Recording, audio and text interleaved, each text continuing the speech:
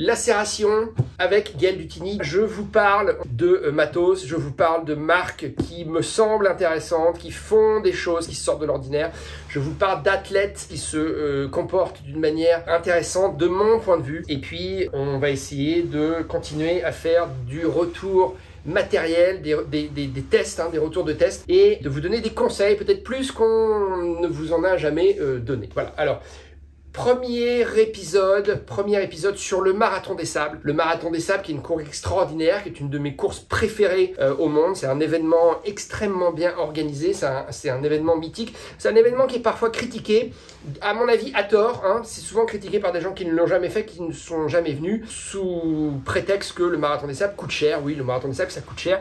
Le dossard, c'est autour de 3000 €. Et ensuite, une fois sur place, effectivement, les organisateurs ne vous fournissent pas grand chose, entre guillemets, pas grand chose. C'est-à-dire qu'ils vous fournissent de l'eau et puis une tente, une vague tente pour dormir la nuit.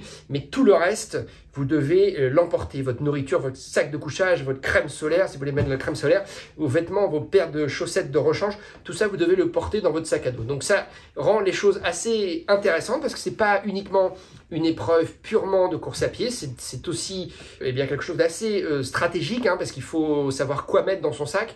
Pourquoi pas, tout ça, ça se porte évidemment sur toute la semaine. Le Marathon des Sables, c'est 6 étapes en 7 jours. Les 3 premiers jours, c'est des étapes d'environ 30 km.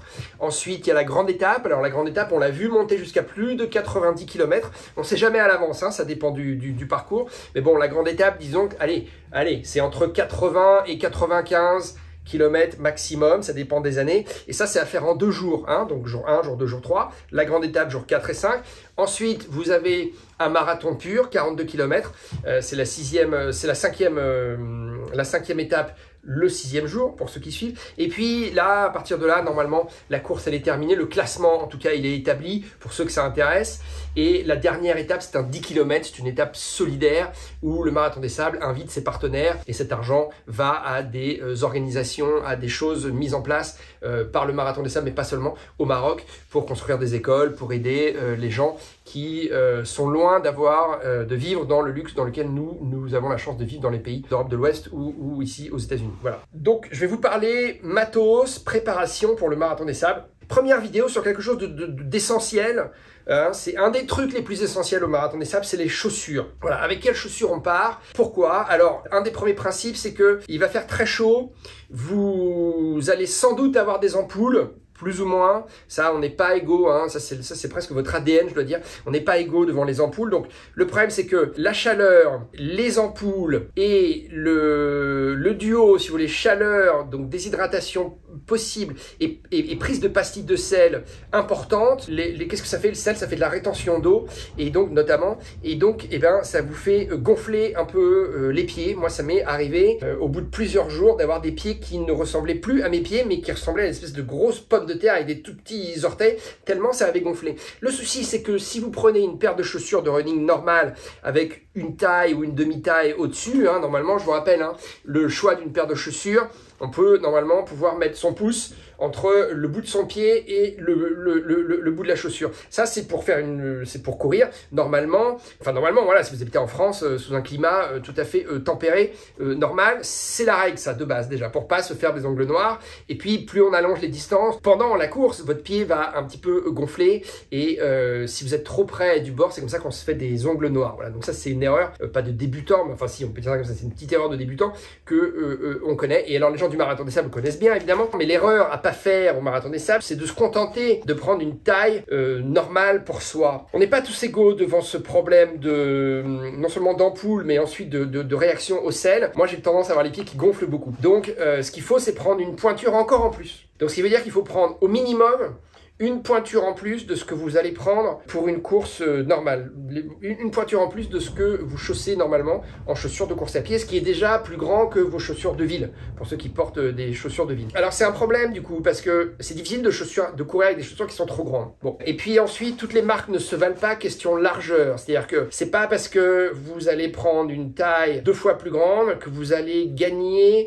Enfin bon, je sais pas comment vous dire ça, mais que vous allez gagner autant en largeur qu'en longueur. Généralement, vous gagnez beaucoup en longueur, mais pas tant que ça en largeur. Ça dépend des marques évidemment, et ça c'est très vite un problème. Alors moi je vous montre ça pourquoi. Ça c'est la Gérage, hein, c'est la chaussure de la marque normale de Kilian Jornet. On a fait un joli retour sur cette chaussure parce que c'est une chaussure qu'on a beaucoup appréciée, qu'on a beaucoup aimée pour plusieurs raisons, mais notamment pour ses qualités de chaussure de course à pied, c'est-à-dire son amorti, son confort. Voilà, il y a eu d'autres choses qui nous ont séduit sur cette chaussure, c'était notamment ses procédés de fabrication et ce côté protection de l'environnement. Normal n'est pas la seule marque à faire ça. Il y a un système de production qui est assez intéressant et qui nous a séduit, qui nous a beaucoup séduit. Voilà. Le souci avec les chaussures de chez Kilian, il y a deux modèles, hein. Que ce soit, enfin, il y a deux modèles et demi, que ce soit la Gérage ici ou la Tomir, c'est qu'il n'y a pas de semelle de propreté à l'intérieur. Hein, la semelle de propreté, ben, je l'ai là, voilà, c'est ça une semelle de propreté. C'est ce qui normalement est dans la chaussure et que vous pouvez enlever, nettoyer, voire même peut-être passer à la machine. Ça s'appelle semelle de propreté. Mais cette semelle de propreté, elle porte presque mal son nom, si vous voulez, parce qu'il ne s'agit pas que de garder vos pieds au propre ou de garder la chaussure au propre. C'est pas tellement ça l'intérêt, c'est que ça vous apporte un petit peu d'amorti supplémentaire, un tout petit peu. C'est une semelle de confort un peu, si tu veux, tu vois. Moi, j'appellerais plus ça une semelle de confort. Mais surtout, ce qui est intéressant sur une épreuve comme celle du Marathon des Sables, et pourquoi il ne faut pas, je pense, prendre une chaussure de chez Kilian Jornet pour aller faire le Marathon des Sables. Du coup, paf, je les mets de côté. Vous avez vu, elle est sage, hein, la petite Vasquez, petit chihuahua qu'on a récupéré, hein, je vous l'avais dit, hein, c'est pas nouveau ça, qu'on a récupéré dans un petit orphelinat là, pour chiens, à côté de San Diego, ici en Californie. Et ben, elle est sage, elle est contente d'être sur les vidéos. Bon, les semelles de propreté. Moi, j'appelle ça une semelle de propreté. Encore une fois, semelle de confort, c'est à mon avis le meilleur non. L'intérêt d'avoir ça dans une chaussure pour faire le Marathon des Sables, c'est que si tes pieds gonflent, tu peux l'enlever. Tu vois. Et donc, tu vas gagner de la place. Tu vas gagner vraiment de la place. Parce que ce soit ici, sur le talon, devant, tu as vraiment de la place. Alors, moi, je vais partir avec cette chaussure. Ça, c'est quoi? Ça, c'est une chaussure de chez Hoka. Hein, Hoka One. Ils ont changé leur nom en Hoka maintenant, mais à l'époque, ça c'est la Mafate Speed 3. À l'époque de la sortie de la Mafate Speed 3, la marque s'appelait encore Hoka One. C'est marqué sur la semelle. Pourquoi je pars avec la Mafate Speed 3? Eh bien, d'abord, honnêtement, hein, la première raison, c'est parce que je l'ai en stock ici, chez moi, que je m'en suis pas tellement servi en course à pied. Pourquoi? Et on en avait rapidement parlé, hein, j'avais fait une vidéo avec un masque pour Halloween, c'est-à-dire en novembre dernier. C'est parce que la chaussure qu'on a reçue est un peu grande. Moi, normalement, je fais du 44 et ça, c'est du 44 1 tiers. C'est du 10,5 US. Moi, je fais du 10 US, 44. Donc, c'est un peu grand. Donc, en fait, je m'étais fait mal avec cette chaussure en essayant de courir et de faire des tests. Je m'étais fait un petit peu mal en tournant d'Achille. Bon, peut-être que c'est pas uniquement cette chaussure. J'avais peut-être une fragilité à l'époque. Je sais pas. En tout cas, j'avais arrêté de la mettre, si vous voulez, cette chaussure. Et là, je vais la ressortir pour le Marathon des Sables. Pourquoi? Parce qu'elle est trop grande. Si tu veux, c'est ça. Le souci, c'est que c'est difficile. Hein. C'est difficile de trouver le bon réglage au niveau de la taille de chaussure. D'abord parce que d'une marque à l'autre, ça ne chausse pas de la même manière. Donc, il faut déjà choisir la marque et être habitué à avoir utilisé des chaussures de cette marque. Ensuite, d'un modèle à un autre, c'est aussi pas la même chose. Bref, donc c'est pas compliqué. C'est très compliqué, justement, c'est pas simple. Et puis, vous ne savez pas à l'avance, si vous voulez, comment va réagir votre pied. Ça dépend de la chaleur, ça dépend si vous faites des ampoules. Parce que le truc des ampoules, c'est ça dont je voulais vous parler. Le truc des ampoules, c'est que tu as une ampoule, si tu veux, tu te la soignes. Et après, tu mets un pansement, tu le tapes, tu vois. Tu mets du sparadrap, si tu veux, autour. Donc ça prend de la place aussi, tu vois. Et puis, tu en rajoutes du sparadrap. Enfin bon, du coup, très vite, tes pieds, si tu veux, il faut qu'ils aient de l'espace. C'est pour ça qu'une marque qui fonctionne bien au Marathon des Sables, c'est Altra. Pourquoi? Parce que Altra, naturellement, tu veux, ils ont construit le pied, ils ont construit leurs chaussures en pensant au pied, à la forme du pied, et donc généralement, enfin je sais pas généralement, c'est vrai, tu as plus d'espace sur une chaussure Altra que tu n'en as sur d'autres modèles. Il se trouve que New Balance, Hoka, à ma connaissance, sont aussi des marques, New Balance historiquement, hein, des marques qui proposent plusieurs largeurs de chaussures. Hoka, c'est tout nouveau. Ça peut être une solution, tu vois, parce que l'autre paire de chaussures, l'autre marque de chaussures qu'on retrouve beaucoup au Marathon des Sables avec raison, c'est Hoka. Pourquoi? Parce que Hoka, le principe d'Hoka, c'est d'avoir des grosses semelles. Pourquoi les grosses semelles? Parce que les grosses semelles, gros amortis, gros moelleux, si tu veux, et ça te protège les articulations. Voilà, tu es moins fatigué quand tu cours avec une chaussure Hoka par rapport à une chaussure minimaliste, si tu veux. C'est vraiment les deux côtés du spectre. C'est à Hoka d'un côté, le minimalisme de l'autre. Et Hoka, c'est l'ADN d'Hoka. C'est pour ça qu'ils ont construit ça avec des grosses semelles. C'est parce que ça protège tes tendons, tes muscles, tes articulations, surtout sur les longues distances. Le Marathon des Sables, c'est une longue distance, hein, parce qu'au total, il faut quand même faire à peu près 250 km sur toute la semaine, ce qui correspond, si vous le divisez par 6, ce qui correspond à peu près à un marathon par jour. Voilà. Même si, encore une fois, je vous rappelle, les distances, hein, c'est plutôt 30, 30, 30 les 3 premiers jours, ou 32, 35, enfin bon, c'est 28, tu vois, mais en gros, c'est 30, 30, 30. Après, tu as 90, 80, entre 80 et 95, et après, tu as un marathon pur. Voilà. Donc, sur la semaine, 6 étapes, enfin, 6 étapes en 7 jours, 250 km à peu près. Donc, si tu veux, tu as intérêt à avoir de la place ici, Altra, et à peut-être économiser avec une bonne semelle au cas. Et donc, c'est les deux marques, si tu veux, qui sont très populaires au Marathon des Sables, avec raison. Et donc, moi, je vais me tourner sur cette Mafate Speed 3 que j'ai ici, que j'ai pas beaucoup utilisée. Donc, elle est encore, la semelle n'a pas été vraiment, si tu veux, travaillée. Hein. Elle va me procurer encore beaucoup d'amorti et de protection. Après, alors, la question pour le Marathon des Sables, est-ce qu'il faut prendre une chaussure de trail running ou une chaussure de course route? Moi, je pense pas que ça ait, ce soit une question très intéressante. Je pense pas que ça ait un impact particulier, et je pense que tu peux partir au Marathon des Sables avec, si tu es plus à l'aise, avec une chaussure de route qui va être plus légère qu'une chaussure de trail, hein, par définition, c'est un peu toujours comme ça. Pourquoi? Parce que c'est moins protégé une chaussure de route. Mais t'as pas besoin de gros pare-pierres, t'as pas besoin de protection latérale, t'as pas besoin vraiment de crampons, tu vas pas glisser vraiment au Marathon des Sables. C'est un parcours extrêmement roulant, les cailloux sont assez rares, t'es jamais vraiment dans des cailloux à te buter le pied comme ça. Ça peut arriver, mais si tu veux, c'est quand même assez rare. C'est le gros du parcours, c'est du sable sec, c'est du trail si tu veux, mais du trail assez lisse. Bon, voilà. Et puis quand tu es dans le sable, si tu veux, quand tu enfonces dans le sable, tu as plutôt envie d'avoir des chaussures légères. De toute façon, tu mets une guêtre par-dessus tout ça, donc pour que le sable ne rentre pas. Donc je pense que ta tige, si tu veux, plus la tige va être légère et respirante, à mon avis, mieux c'est. Je dis respirante parce qu'il fait tellement chaud que tu as envie que ton pied il respire. Il ne faut pas prendre du Gore-Tex, hein, surtout, hein, pour aller faire le Marathon des Sables. Encore une fois, en te disant je vais prendre du Gore-Tex, ça va empêcher le sable de rentrer. Bah oui, d'accord, en théorie, sauf que le sable, de toute façon, il va rentrer par ici. Et puis de toute façon, tu as une guêtre. Donc voilà, donc la guêtre, si tu veux, ça rajoute une couche ici. Donc au niveau de la respiration de ton pied, ça aide pas. Mais c'est indispensable pour te protéger du sable. Avec une guêtre, Red Light, je cite Red Light parce que c'est à mon avis les meilleurs fabricants, et il n'y en a pas tant que ça, hein, des fabricants de guêtres pour faire des courses dans le sable. Donc partons sur le principe qu'il faut prendre une guêtre de chez Red Light qui fonctionne très bien. Et bien ça, le sable il rentre pas, donc tu n'as pas de souci de te dire il faut que je prenne une tige renforcée. Non, au contraire, je pense qu'il faut que tu prennes une tige très légère, très aérée. Voilà, c'est pas le cas, hein, sur cette chaussure, hein. Mais encore une fois, je vous dis, je la prends parce que j'ai pas forcément 200 €, 250 €, 200 € à mettre dans une nouvelle chaussure de course à pied, sachant que les chaussures de course à pied que j'ai, avec lesquelles je cours, avec lesquelles je m'entraîne et je suis en train de tester, c'est des chaussures qui sont à ma taille. C'est pas des chaussures, comme je vous l'expliquais au départ, de taille de plus. Donc il faut acheter une chaussure spécifique pour aller faire le Marathon des Sables. Quand je dis spécifique, c'est une chaussure avec laquelle tu ne vas pouvoir faire que le Marathon des Sables avec. C'est-à-dire une fois que tu as fini le Marathon des Sables, moi, même si encore une fois, c'est des modèles qui sont chers, mais soit tu la gardes, hein, tu mets du papier journal dedans, tu la protèges et tu la gardes pour l'année d'après. Bon, moi je la laisse sur place, si tu veux, je la laisse à l'hôtel et des gens la récupèrent, des Marocains la récupèrent et j'espère qu'elle sert à quelqu'un sur place. Pourquoi? Parce que je peux pas m'en servir après, je vais pas aller courir avec. Déjà, si tu veux, t'as cousu la guêtre, enfin t'as cousu le velcro ici, donc tu l'as alourdi, le look est plus le même, j'ai pas envie de la porter en rentrant ici aux États-Unis, où de toute façon elle va être trop grande. Donc voilà, donc c'est pour ça que cette Mafate Speed 3, elle tombe à brûle pour point, comme on dit, parce que elle va m'être très utile de ce point de vue-là. Elle est trop grande, bon, elle va peut-être pas être très très respirante, mais voilà. L'autre point important quand vous faites coudre les guêtres, c'est vérifier qu'ici, à l'arrière, la chaussure que vous avez choisie, il n'y a pas une coque trop solide, parce que l'aiguille du cordonnier, si tu veux, il faut qu'elle puisse percer, hein. Alors normalement ils ont des machines et ça pose pas de souci, mais je pense que voilà, faites attention. Si tu as une coque un peu souple, voilà, la coque elle est un peu rigide, je suis un petit peu inquiet. C'est pour ça que je voulais prendre ça, tu vois, là il y a une coque beaucoup plus souple. Voilà, j'aurais bien pris une Altra, hein. Il y avait la Altra Mont Blanc qui me plaisait bien, il y avait aussi la Altra Timp qui est ma chaussure préférée de chez Altra, parce qu'il y a une épaisseur bien plus importante que sur la Lone Peak.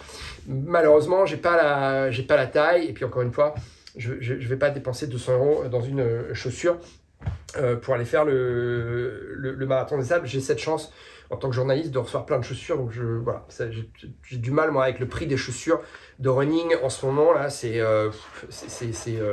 quand même, globalement, hein, si toutes les marques sont responsables, c'est quand même beaucoup, c'est devenu beaucoup trop cher. Donc voilà, alors oui, pourquoi je fais ça? Parce que ça, tu vois, bon, j'ai pris ça sur une on de compétition là, de course à pied, c'est une autre semelle de propreté ou de confort, très fine, très simple, que je vais mettre ici, si tu veux, sur la première étape, tu vois, le premier jour, ou pour m'entraîner à courir avec ici, parce que ça, du coup, ça prend de la place dans la chaussure, et la chaussure, eh ben, elle est davantage à ma taille. Alors, c'est pas idéal, hein, ça, parce que du coup, t'es plus enfoncé correctement dans la chaussure, ton pied, il flotte un peu, par rapport à la manière dont a été dessinée la chaussure. Surtout le principe d'Oka, c'est d'avoir ce siège baquet, c'est-à-dire, tu vois, cette ligne bleue là, je sais pas si tu le vois bien, cette protection, c'est du plastique un peu rigide qui va venir, si tu veux, comme ça, prendre ton pied et le maintenir, tu vois, voilà. Donc moi, je me positionne un peu au-dessus, donc il faut faire attention quand on fait ça, parce qu'il y a du coup un risque vous pouvez vous tordre la cheville bien plus facilement, tu vois, voilà. C'est pas spécifique à Oka, hein, ça, c'est quand on rajoute une semelle de propreté pour justement qu'elle prenne de la place dans la chaussure, et ben on se surélève un petit peu et ça peut amener à ceux qui ont les chevilles fragiles, qui ont l'habitude de se fouler les chevilles. Faites attention, voilà. Ce qu'on peut faire aussi, ce que j'ai déjà fait, alors tu vois, la première étape, je vais la faire comme ça. Après, bon, très vite, si tu veux, je vais l'enlever, ce truc-là, voilà, ou je vais le couper. Je vais carrément la couper en deux, hein. On a toujours un petit couteau, moi je prends un couteau suisse que je trimballe avec mon marathon des sables. Ça fait partie des matériels obligatoires, de toute façon, d'avoir un petit couteau. Et ben tu coupes ça, et puis je mets que le talon, tu vois, voilà. Bon, voilà, c'est parce que, pour moi, mon problème à moi, c'est l'avant-pied. J'ai les pieds assez larges, c'est là où je me chope des ampoules. Donc voilà, qu'est-ce que je peux vous dire d'autre sur le choix de la chaussure du marathon des sables? Voilà, non, mais vous obnubilez pas, si vous voulez, sur est-ce que je dois prendre une chaussure de trail ou une chaussure de course à pied. Prends une chaussure avec laquelle tu es bien. Si tu prends une chaussure de course à pied, évidemment, la semelle, elle va être un peu plus fragile, voire beaucoup plus fragile, mais tu t'en fous. Tu t'en fous parce que la chaussure, tu vas pas l'utiliser énormément avant, tu vois, tu vas t'entraîner un petit peu avant, mais tu vas arriver au marathon des sables avec, elle va être en très bon état, la chaussure. La tige, je te dis, elle est protégée de toute façon par la guêtre, et puis il n'y a pas de, t'as pas besoin de crampons, tu vas pas glisser, il n'y a pas de, voilà, il y a pas de problème. Bon, il y a peut-être un ou deux passages un peu difficile, où tu es un peu... c'est pas que tu as le vide à gauche et le vide à droite, c'est pas la Réunion, hein, c'est pas le Grand Raid de la Réunion, mais de toute façon, tu marches sur ces passages-là, parce que tu as des gens devant, des gens derrière, les gens vont pas très vite. Donc je pense pas qu'une chaussure de route, ça soit vraiment un problème au marathon. Ça n'est pas du tout un problème à mon avis. Et d'ailleurs, ce qui serait intéressant, c'est de regarder les chaussures des Marocains, hein, ceux qui gagnent. Je pense ma main à couper que les mecs ont des, les mecs mais les nanas aussi, hein, ceux qui sont qui font top 5, là, top 3, top 5, mecs et nanas, ils n'ont pas des chaussures de trail très lourdes. Ils ont même des chaussures de route, à mon avis. Voilà. Bon, voilà. Le choix des chaussures. Je vous dis, regarde, si vous savez pas encore, allez voir chez Altra et allez voir chez Oka. Oka pour l'épaisseur de semelle. Si le chausson Oka, qui est de mon point de vue un peu trop fin, vous convient à vous, ben voilà. Et puis je rappelle, hein, Oka propose, pas sur tous les modèles malheureusement, mais parfois plusieurs largeurs. Donc c'est peut-être aussi bien de prendre une largeur. En plus, il faut absolument aller essayer ça en shop. Il ne faut pas commander ça sur Internet. Commander la chaussure sur Internet, à mon avis, c'est toujours risqué parce que même sur un modèle que tu connais bien, dont tu aurais, tu vois, par exemple ça, c'est bon, ben voilà, je vais finir par bien la connaître, celle-là, c'est la Mafate Speed 3. Je vais pas aller acheter la Mafate Speed 4 sur Internet, hein, si je voulais aller l'acheter, j'irais l'acheter en shop, parce que je voudrais l'essayer, si tu veux, voilà. Parce que même d'un modèle, voilà, d'une année à l'autre, si tu veux, sur le même modèle, il se peut qu'il y ait des changements. Parfois, ils changent la tige complètement, parfois, ils modifient un peu la semelle, et le chausson est peut-être plus le même. Donc, les achats sur Internet, moi, je dis toujours, prudence, le mieux c'est quand même d'aller en shop, ne serait-ce que pour essayer. Voilà. Enfin, pour essayer, c'est pas ne serait-ce que pour essayer, c'est pour essayer, c'est le but. Donc, Oka ou Altra, à mon avis, c'est les marques à utiliser. Après, moi, perso, dans les chaussures de trail, il y a une marque que j'aime beaucoup et qui est extrêmement sous-estimée. C'est Mizuno. Voilà. Mizuno, c'est comme ASICS, c'est-à-dire c'est de la très bonne facture de chaussures et ils n'ont pas la politique et les moyens de communication d'ASICS, donc tu en entends beaucoup moins parler, hein. C'est des japonais beaucoup plus discrets, Mizuno, mais le travail qui est fait sur les chaussures Mizuno, c'est exceptionnel. Et moi, je vous le rappelle, pour ceux qui ne savent pas, j'ai vécu 3 ans en Inde et on avait réalisé un 100 miles et un 100 km qui s'appelait Run the Ran dans le désert. Alors là, pour le coup, c'était hostile, hein. Il y avait vraiment des pierres, il y avait vraiment des arbustes qui venaient te déchirer, des épines qui venaient se planter dans les semelles, mais des épines, je plaisante pas, hein, des épines épaisses comme ça, incassables, qui traversaient les chaussures. Et moi, j'ai fait toutes les rocos, donc j'ai couru des kilomètres et des kilomètres et des kilomètres avec des Mizuno à l'époque. Et c'était, voilà, vraiment, je suis tombé amoureux de cette marque. J'aimais déjà beaucoup cette marque avant, mais c'est une marque sûre, c'est une marque sur laquelle on peut compter. ASICS aussi, hein, c'est très bien. Je suis pas un spécialiste d'ASICS, mais Mizuno pour moi c'est une marque extrêmement sous-estimée. Je ne suis pas au fait de ce qu'ils font sur les chaussures de trail. Voilà. En ce moment, moi, j'ai une passion pour Saucony. J'ai reçu beaucoup de chaussures à tester de chez Saucony et toutes mes sorties de chaussures de route, je les fais avec une Saucony. Et d'ailleurs, je vais vous montrer parce que je vais vous montrer. Attends, bouge pas. Je vais vous montrer. Je vais vous montrer parce que si je pouvais, si j'avais la chaussure à taille un peu plus grande, je ferais mon marathon des sables avec une chaussure Saucony. Hop, tu reviens. Voilà. Ça, c'est la Endorphin Speed 3. Endorphin Speed 3. Chaussure légère, tu vois, la semelle, t'as pas beaucoup de protection là, hein. Tu vas la ruiner la semelle sur le marathon des sables, mais elle fera l'affaire. T'as une bonne épaisseur, t'as un mesh ici qui est très léger, qui est très respirant, très souple. C'est ça, tu veux une souplesse de tige. Donc si je pouvais, tu vois, je ferais mon marathon des sables avec une Endorphin Speed parce que hyper confort, hyper confort. Bah, vraiment, j'adore cette chaussure. Il y en a d'autres, hein, des Saucony là. J'ai 2 Saucony en ce moment en chaussures de route avec lesquelles je tourne tout le temps. Je suis devenu un énorme fan de Saucony. Enfin, je l'étais déjà avant, mais alors là, encore plus. Tu vois, c'est du 10 US 44. Et ben, il me la faudrait, je pense, en 45. Et ce serait super, voilà. Ou même en 44,5. Et je ferai mon marathon des sables avec ça. Ce serait canon. Voilà, je vais peut-être essayer de contacter Saucony, hein, pour leur demander. Parce que ce serait exceptionnel de pouvoir faire ça avec une Saucony. Mais voilà, donc va voir, hein, une Endorphin Speed. C'est une chaussure légère de compétition chez Saucony. Même si sur ton marathon des sables, tu vas beaucoup marcher. Même si tu n'envisages pas de faire un chrono ou un classement particulier, je pense que c'est une chaussure qui pourrait faire l'affaire. Pourquoi? Eh bien, parce que, encore une fois, respirante, légère et très bonne amortie, grosse semelle qui va sur la semaine te protéger, voilà. Hein. Et puis, bon, voilà, je trouve que c'est une chaussure super ça. Hein. Voilà. Alors, est-ce qu'il faut prendre une chaussure avec une plaque de carbone pour aller faire le marathon des sables?